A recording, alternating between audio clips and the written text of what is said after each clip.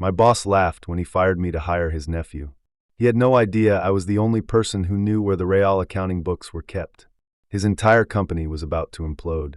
But to understand why I did it, we have to start on a rainy Tuesday morning. Just kidding. That's not my story. Here's mine. Her ex-husband thought he'd gotten away with it. $10,000 of my money gone. He had no idea I was about to dismantle his entire life with a single, anonymous email. But to understand how we got here, how it all went so wrong, we have to go back to the beginning. My name's Owen. I'm 39, and I've never been one for drama. I don't need to be the center of attention. I'm the kind of guy who fixes things with his hands. That's how I was raised. 3 brothers, a quiet mom, and a father who didn't say much, but every word he spoke had weight. You could say I learned to value peace over conflict, patience over pride. So when I met Angela, it wasn't some kind of romantic explosion. It was steady, a slow burn. She was kind and warm. She felt grounded. A single mom, with a daughter already in high school. She was still carrying the weight of a messy divorce, a divorce that had left some cracks in her family. But we clicked. It wasn't just sparks and butterflies. It was something solid, something real. I didn't come into Angela's life trying to replace anyone, especially not her daughter's father. I knew better than that. Her daughter, Lacey, was 16 when I first met her. She had her mom's green eyes, but that was pretty much where the similarities ended. Where Angela was calm and thoughtful, Lacey was fire and fury. All sharp edges and standoffish glares. I told myself it made sense. Of course it did. Teenagers are rough. A new guy in the house? Of course, she'd be suspicious. Her parents had only divorced a year before. I knew I had to earn her trust. So I did what I always do. I tried. Quietly. Consistently. I offered her rides when Angela had late shifts. I remembered her favorite ice cream. I fixed the busted lock on her bedroom door without her even asking. Nothing big. Nothing grand. Just steady. But with Lacey, it was like throwing rocks into a lake. Nothing I did ever landed right. There was always this layer of coldness. A silent standoff every time I walked into a room. I didn't push it. I figured time would soften things up. People grow up. Wounds heal. That's what I kept telling myself, anyway. Angela noticed the tension, of course. She'd talk to Lacey behind closed doors. She'd come out with this worried look on her face, then try to brush it off with a soft smile. She just needs time, she'd say. It's not you, Owen. She's still holding on to a lot of anger from the divorce. And I believed her. I wanted to believe her. So I stayed patient for months. Even when Lacey would make little jabs at dinner, muttering things like, "Must be nice to play house with someone else's family." Even when she refused to sit in the car if I was driving. Even when she accidentally let our dog out the side gate, right after I'd spent hours putting in a brand new latch. I chalked it all up to grief, anger, youth. The last thing I wanted was to be the reason Angela had more stress in her life. But things shifted after I moved in. Angela and I had been dating for nearly 2 years by then. We decided it was time. My lease was up, and the idea of building something real, something shared, it just felt right. Angela seemed so happy. We painted the guest room together. We even talked about maybe getting a place of our own in a couple of years, once Lacey went off to college. Lacey, on the other hand, acted like I'd personally declared war on her entire existence. The day I moved my stuff in, she didn't say a single word. She just watched me from the top of the stairs. Watched me like I was hauling in boxes filled with poison. I tried to joke with her. Offered to let her have first dibs on the leftovers in the fridge. She didn't even smirk. She just turned and walked away like I wasn't even there. Looking back now, I should have taken that moment more seriously. The first real blow-up happened 2 weeks later. It was over something so stupid. Leftover Chinese food.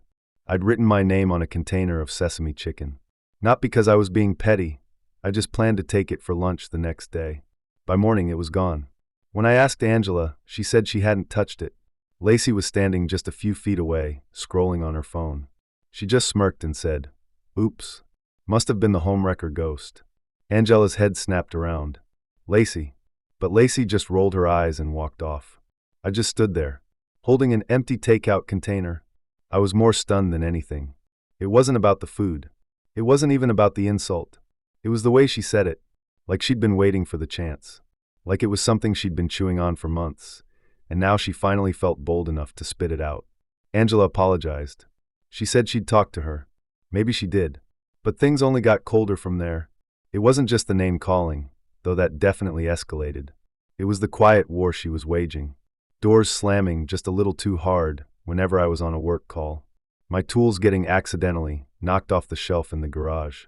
Her blasting music anytime Angela and I tried to have a quiet night in. One night, she unplugged the Wi-Fi right in the middle of a movie we were watching. Then she claimed she was just trying to vacuum. The plug was 3 rooms away from any carpet. Every time I brought it up, Angela just looked more and more tired. "She's a teenager," she'd say. "She's acting out." "I'm doing my best, Owen." And I knew she was. I really did. She was stuck. Stuck between the man she loved and the daughter she was terrified of losing. I never wanted to put her in that position. So I kept swallowing it. Kept telling myself I was the adult here. I could take it. But what I didn't realize is that when someone keeps stomping on your patience, it stops looking like grace. It starts looking like weakness. The tipping point finally came on a Sunday afternoon. I was out back, replacing a broken fence panel. Angela had run to the store. Lacey came outside, holding her phone in one hand and a half-empty iced coffee in the other. She watched me work for a minute. Then she said, "You know, she was happier before you showed up." I didn't respond. I just kept drilling. But my heart skipped. It wasn't the first time she'd thrown something like that at me, but this time was different. She wasn't snarking. She was serious. Her voice had weight. "She and my dad weren't perfect," she continued, stepping onto the grass. "But they were our family. And then you came in, smiling, fixing stuff, playing pretend, acting like you belong here." I set the drill down. I turned to her calmly. "I've never tried to replace anyone, Lacey." She scoffed. A bitter, ugly sound. "No, you just slid in like a parasite. Quiet, harmless, sucking everything out of what we had. That one hit different." "You're calling me a homewrecker?" I asked. She didn't even blink. "Yeah, I am. You stole my mom. And you know what? I hope you rot alone when she finally wakes up and realizes what she gave up for you." I just stood there in the silence. Not because I was stunned. I wasn't stunned anymore. I stood there because something inside me shifted. Like a light bulb that had been flickering for years finally, just clicked on. She didn't just dislike me. She despised me. She wasn't just lashing out because she was hurt. She truly believed I was the problem. That I didn't belong. And for the first time, I realized that maybe she was right. I didn't say another word. I didn't defend myself. I didn't wait for Angela to come home. I just walked inside, packed a bag, grabbed my keys, and left. I wasn't angry. I wasn't trying to punish anyone. Something inside me had just gone quiet. The part of me that kept making excuses was just gone. I was done. The last thing I heard before I closed the door behind me was Lacey calling out, finally. But what she didn't see, what she couldn't have predicted, was the look on her mother's face when she got home. When she returned to find nothing but a single note on the kitchen counter. And an empty house. That was just the beginning. Angela called me 17 times that night. I let every single call go to voicemail. I wasn't doing it to punish her. I wasn't trying to make some kind of statement. I just couldn't talk. I was sitting in my old truck in a grocery store parking lot, just trying to make sense of it all. I'd driven without thinking. Past the city limits, past anything familiar. I just drove until the sun dipped low, and the ache in my chest grew louder than the hum of the engine. I didn't cry. I'm not really a crying kind of guy. But I stared at my hands gripping the steering wheel and felt more hollow than I ever had in my life. Her first message was panicked. "Owen, where are you? Are you okay? Please call me." The second was confused. "Did something happen? You didn't say anything. You just left." Then the third. Quieter. "Lacey said something, didn't she? I'll talk to her. Please just come home. We can fix this." Home. The word felt wrong now. Crooked. Like a door hanging off one hinge. I found a cheap motel just off the highway. The kind with a flickering neon sign and thin walls. Dinner was a stale granola bar from a vending machine. I tried to sleep. I really did. But the sheets were scratchy, and the air tasted like old cigarette smoke. Every time I closed my eyes, all I could see was her face. Not angry. Victorious. Angela showed up at my work the next morning. I wasn't surprised. She knew my schedule better than anyone. She was waiting in the parking lot, arms crossed, her eyes red and puffy. I almost turned the truck around and drove away, but something in me said I owed her a conversation. At least one. She walked up slowly, like I was some wild animal she was afraid of scaring off. "Can we talk?" I just nodded and followed her to her car. She sat behind the wheel for a full minute before she spoke. She told me what she said. All of it. I didn't respond. I just looked out the window. I'm not going to defend her, she said softly. I can't. What she said was cruel. Another pause. But she's my daughter, Owen. I finally looked at her. I never asked you to choose. She turned to me, her voice breaking. But you did. Every time you swallowed your pride. Every time you let her treat you like that. You gave me the choice, and I chose not to make it. Because I didn't want to lose either of you. I wanted to say I understood. But I didn't. Not really.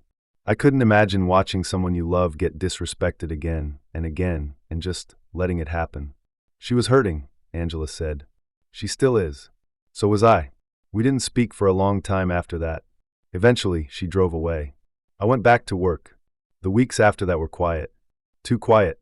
I stayed in that motel way longer than I should have. My new routine was simple. Work all day on a job site. Drive back late, muscles aching, stomach empty. I didn't call anyone. Not even my brother, and we talk every Sunday. I didn't want anyone's pity. I didn't need their advice. I just needed to be invisible for a while. But Angela didn't give up. She texted every few days. Little updates. Apologies. We miss you. She's calmed down. Can we meet for coffee? I didn't answer most of them. Then came the message that made my blood run cold. She's been seeing her dad again. Lacey's father, Ryan, hadn't been around much in the 2 years I'd been with Angela. From what I knew, he was the charming kind of irresponsible. The type who made big promises and then vanished when real life got hard. But Lacey adored him. Even when he bailed on her birthday, even when he forgot to pick her up from the airport that one time, she still lit up whenever he decided to resurface. And apparently he'd resurfaced. Angela told me Lacey had reached out to him, told him she wanted to reconnect, that she felt smothered at home, that things had been better before Owen. I wasn't surprised by any of that, but I was disappointed, not just in Lacey but in Angela, because instead of setting boundaries, instead of reminding her daughter what disrespect looked like, she let him back in. She wants to spend the weekend at his place, Angela told me over the phone one day. I'm not thrilled about it, but I can't say no. Not now. I stayed silent on my end. I had nothing to say. She's blaming me too now, she added, her voice small. She thinks I let you leave because I chose you over her. I didn't. I didn't know how to fix it. And there it was. The thing I'd felt, but never had the words for. Angela didn't choose anyone. She just stood perfectly still while everything fell apart around her. A week later, I got an email. It was from Lacey. The subject line was empty. The message said, "You're not the victim here. You knew what you were doing the whole time. You came into our lives and acted like you were doing us a favor, but all you did was tear things apart. You're pathetic." No greeting. No signature. Just those 3 sentences. I sat with that message open for 10 full minutes, reading it over and over. Was this a trap? Was she trying to get a reaction out of me? Or was this just a kid lashing out, saying what she really felt? In the end, it didn't matter. I didn't reply. I didn't even delete it. But I saved it, because something inside me had started to shift.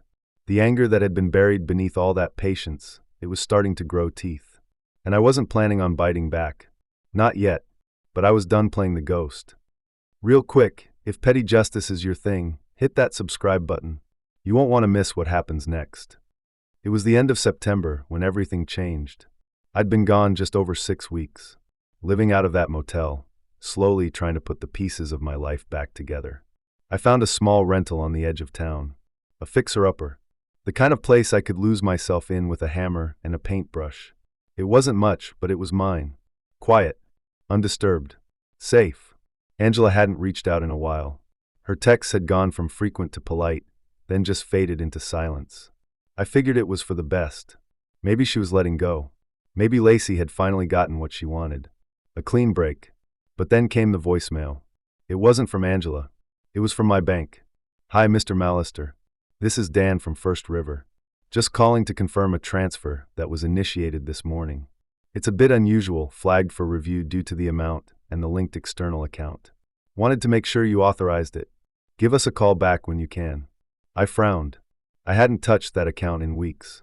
It was the shared fund Angela and I had opened back when we were planning on buying a house together. Just a savings buffer. Something we both contributed to monthly. We'd used it for the fence, some appliance repairs, groceries now and then. There was a little over $14,000 in it when I last checked. I called the bank. The transfer was for $10,000 to an account under the name Ryan Hayes. Ryan, Lacey's dad. I felt my chest tighten. I didn't authorize that. Dan cleared his throat awkwardly on the other end. Well, sir, it was initiated using your credentials. Your name. From a recognized device. Unless we can prove fraud, it may be difficult to reverse. I couldn't breathe. I thanked him and hung up. My hands were shaking. I drove straight to Angela's. I hadn't been back to that house since the night I left. It felt surreal, pulling into the driveway. My spot in front of the garage was now taken by a rusted-out pickup I didn't recognize. I knocked, firm and fast. Angela opened the door, looking startled. She was wearing old sweatpants, her hair pulled back, eyes puffy like she'd just woken up from a nap. But the second she saw me, her expression shifted. "Owen," she breathed. "You're here. Where's Ryan?" That stunned her. She blinked. "What?" "I know about the transfer," I said. $10,000. From our joint account. To him. Her face went pale. "I didn't approve that," I continued. "But it was sent using my information. So either you gave it to him, or someone else did." Angela stepped back, biting her lip. "I was going to tell you." "Then say it now." She looked down at the floorboards. Lacey needed help. I just blinked. "What?" "She wanted to go live with Ryan full-time," she said, the words rushing out. "She said she couldn't be in this house anymore. That it was too painful with you gone. And Ryan, he said he couldn't take her unless he had money for a better place. A car that could make the school runs. He said he'd only do it if we could help." "We?" My voice cracked. "Angela, that was our house fund. Our future. You let him take 10 grand to play dad for a weekend. He promised. You believed him." Angela's eyes were wet now. "I just wanted to make things right with her." My stomach turned. "You let him in. After everything. And you let her use me to do it. She's my daughter. I was your partner." The silence that followed was louder than any shouting could ever be. I saw it on her face. The guilt. The shame. But also the hesitation. The way she couldn't quite look me in the eye. Because the truth was, some part of her knew. She'd known what she was doing when she signed off on it. Maybe she even convinced herself it was temporary. That I wouldn't find out, or that I'd understand. But I didn't. And I wouldn't. I turned to leave. She called after me, her voice breaking. "Please don't walk away like this again." I paused at the door, one hand on the frame. "Lacey didn't just get what she wanted," I said, without turning around. "She learned that all she has to do is break things to get her way. And you taught her that." Then I left. But I wasn't angry anymore. I was calculating. And I already knew exactly what I was going to do next. I didn't go home after that. I didn't even go back to the rental. I just drove. Miles blurred past in silence. No radio. No thoughts I could make sense of. Just the sound of tires on pavement and this tight, sour feeling in my gut. Like I'd swallowed something sharp, and it was slowly cutting its way through me. I pulled off at some empty rest stop outside of town and parked beneath a flickering streetlight. I sat there until the sun started to rise behind a wall of trees, watching the sky turn from black to gray like a bruise healing in reverse. That morning, I called out of work for the first time in 2 years. Told my boss I was sick, which was true in a way. I didn't eat. I didn't shower. I just lay on the motel bed and stared at the ceiling. The kind of silence that doesn't soothe you. The kind that presses down on your chest and makes you feel like you're slowly disappearing. I couldn't even cry. I wasn't angry anymore. I wasn't heartbroken. I was just numb. Angela and I weren't married. There was no legal bond to sever, no papers to file. But the weight of it, it felt heavier than any divorce could. We'd spent years building something. Slowly. Carefully. Like laying bricks one by one. I'd poured myself into that house, that life, into her daughter. And in the end, it was treated like a convenience store. Take what you want, leave nothing behind. The worst part was I let it happen. Every time I said nothing. Every time I gave the benefit of the doubt. Every time I swallowed my pride in the name of patience or love. I thought I was doing the right thing. But love without boundaries isn't kindness. It's self-destruction. It took a few days before I forced myself to get up. I shaved, took a long, hot shower, changed the bedsheets. Then I drove to my new place and unlocked the front door for the first time in days. The air inside was stale. The kitchen counter still had paint swatches laid out from when I was trying to decide on colors. There was dust on the floor, dishes in the sink. It looked abandoned. like I'd left myself behind. That night, I sat at the table and pulled out my old planner. I flipped to an empty page and drew a single box at the top. October 1st. Then I started listing everything I wanted back. Not just money, not just peace, my sense of self, my direction, my spine. I'd been walking around like a ghost, watching people cross my boundaries, take what they wanted, and walk away without a single consequence. Not anymore. The first thing I did was call the bank again. I opened a fraud investigation.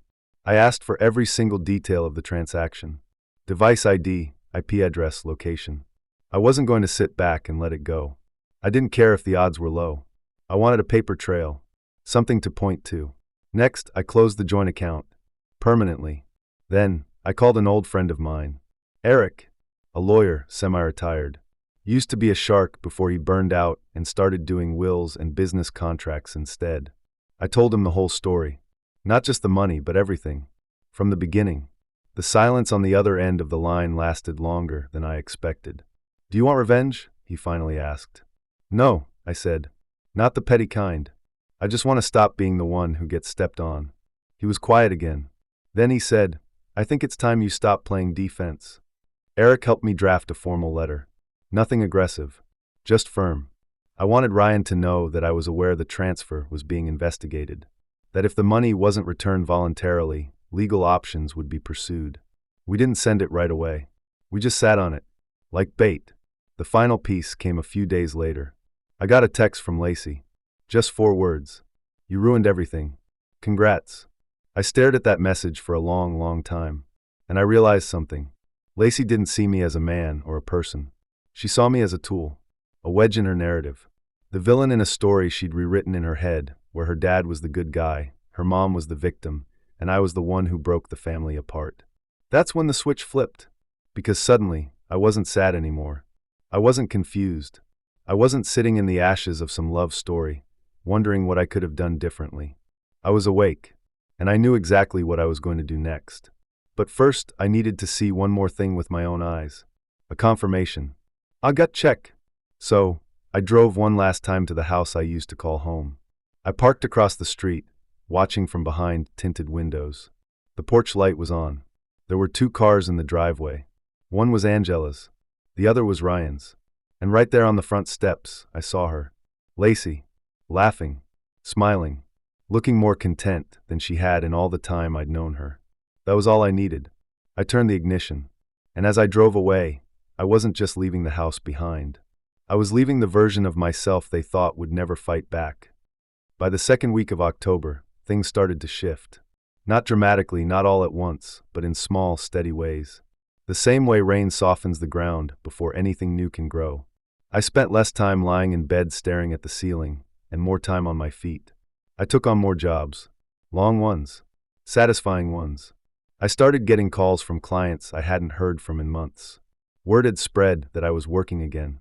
Apparently, absence really does make the heart grow fonder. Or at least it makes people miss a reliable contractor. There was something therapeutic about demolition. Breaking down old walls, tearing up cracked tiles, pulling out cabinets that had overstayed their welcome.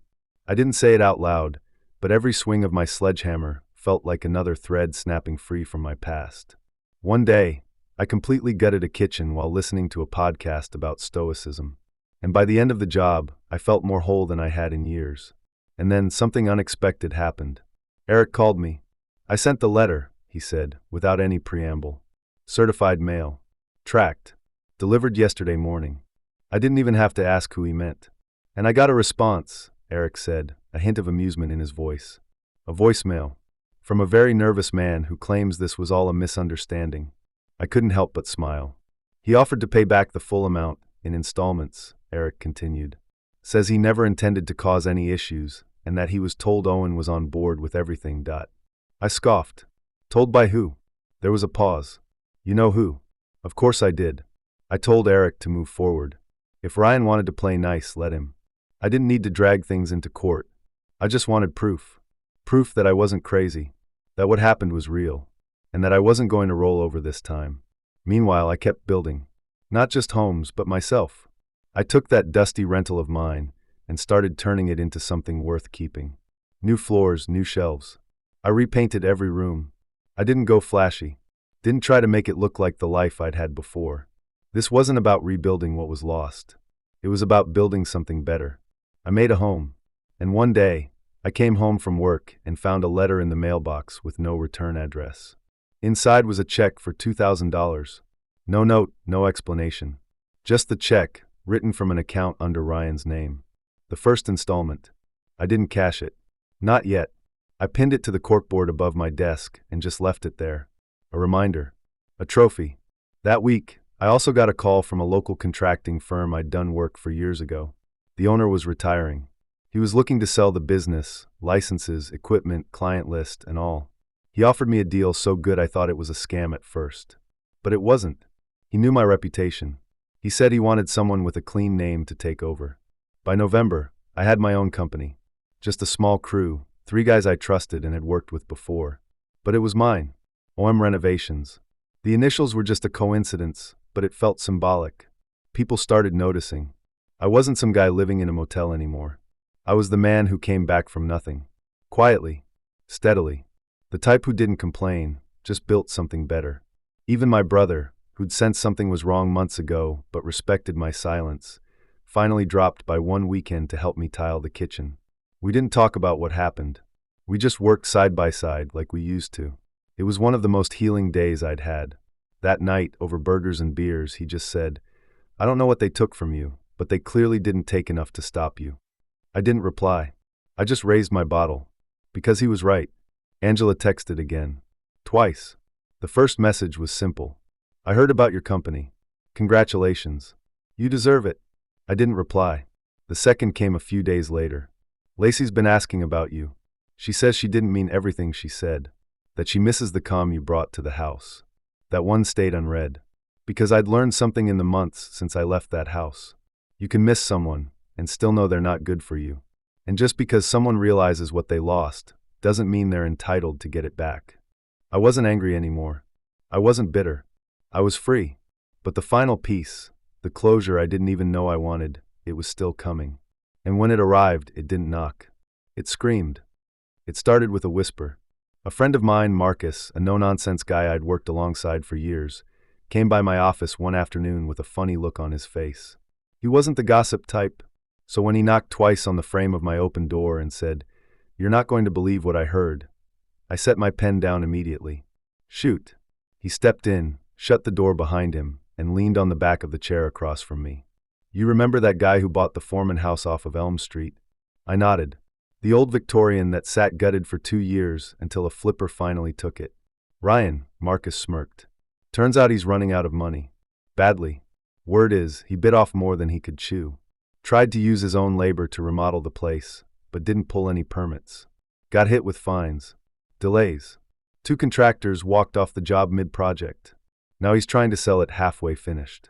I leaned back, crossing my arms. Something was simmering low in my gut. "You sure it's him?" "Name's on the filing. Hayes Remodeling LLC. He even tried to contract one of our subs. Carlos.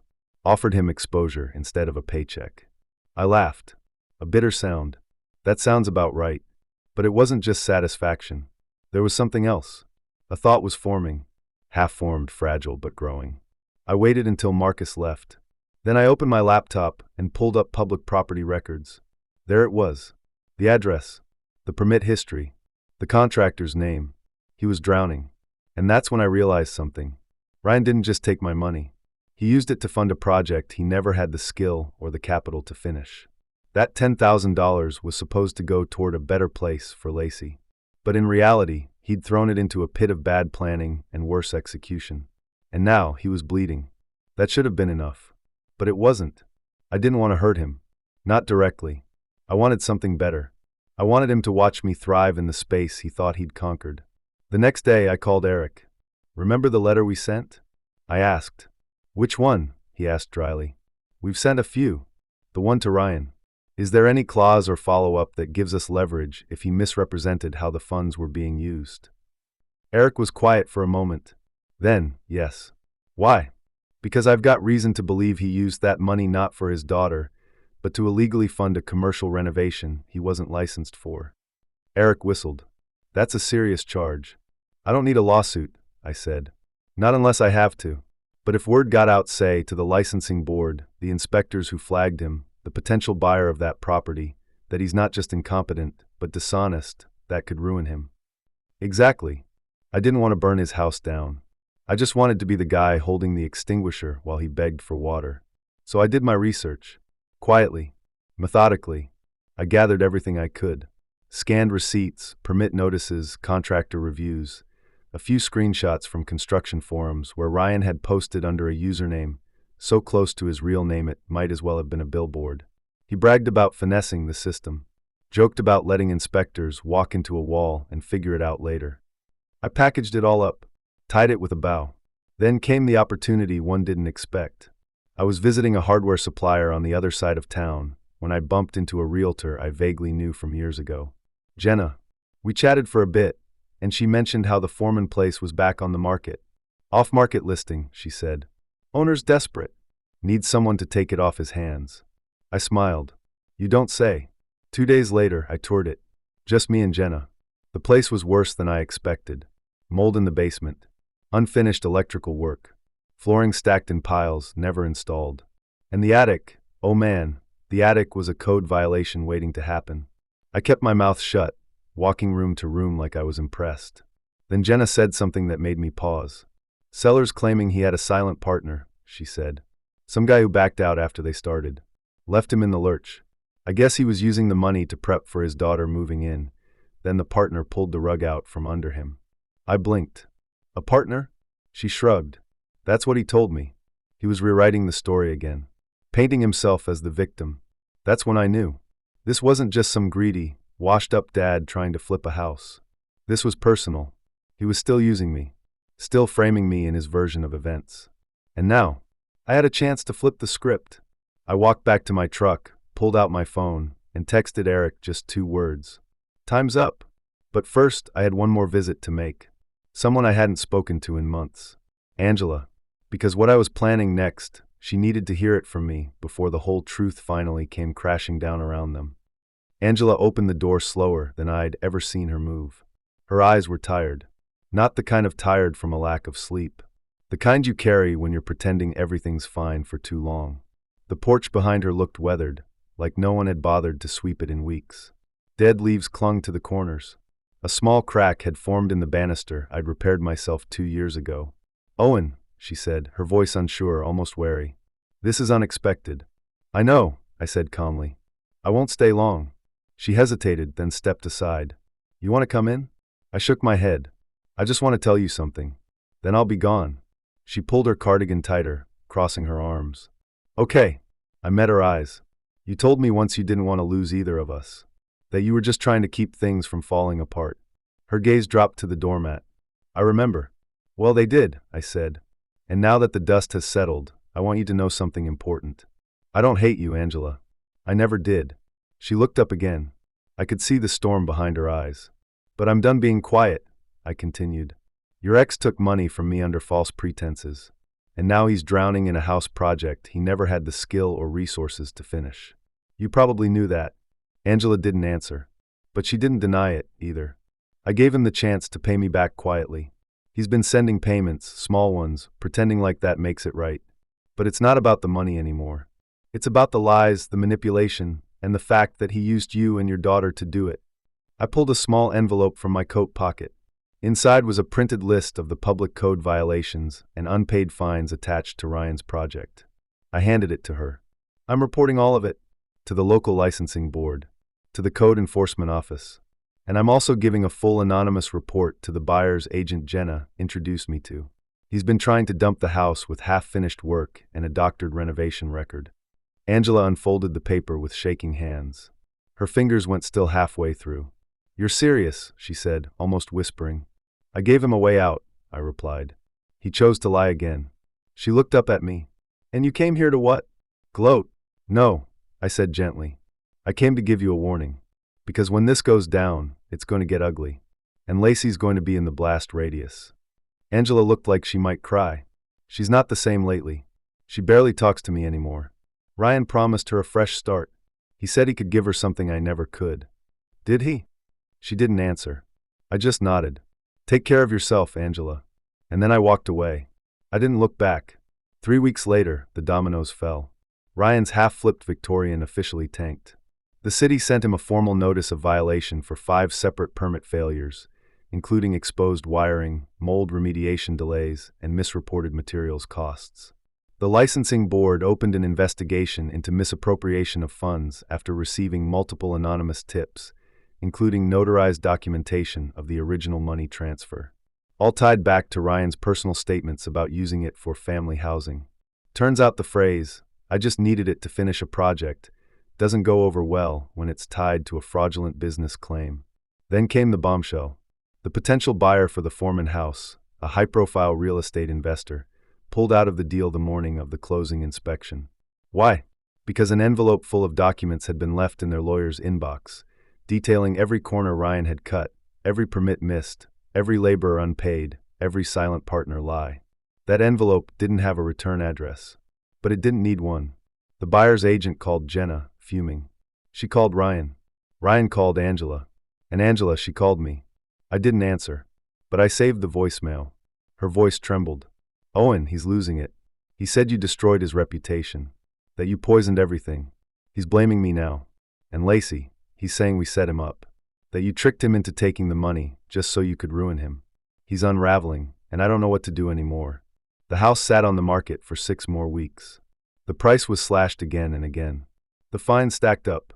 Contractors who'd walked off the job came forward with invoices and grievances. The city red-tagged the entire structure. Eventually, the house was seized by the bank. Ryan disappeared. Rumor was he packed up and left the state. As for me, business boomed. People love a comeback story. Word spread fast about the man who was taken advantage of but rose up and started his own company. The contractor who did clean work, who didn't cut corners, who didn't hide behind charm or excuses. I started hiring more crew, picked up bigger contracts. I even got a feature in a local magazine about small business success. And one crisp December morning, I found an envelope on my porch. No stamp, just my name on the front in familiar, slightly messy handwriting.